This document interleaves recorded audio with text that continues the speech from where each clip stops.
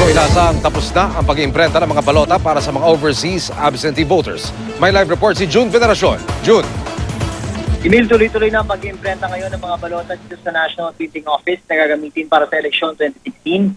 Halos sa 900,000 balota na para sa overseas absentee voting ang naimprenta mula alas 5 ng hapon kahapon hanggang alas 5 ngayong hapon.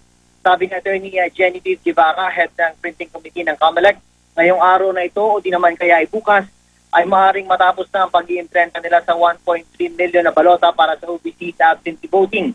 Kaya bukas ay maaaring masimulan na rin ang pag-iimprenta ng higit 50 milyong local ballot na nandito na ngayon sa NPO ang ballot phase para sa Autonomous Region in Muslim Mindanao.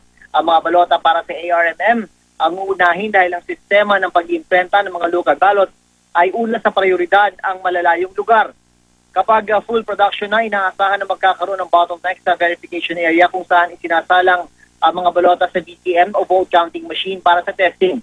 Kaya magdadagdag daw ng tauhan at BPM sa verification area para makahabol sa dami ng mga naiimprenta.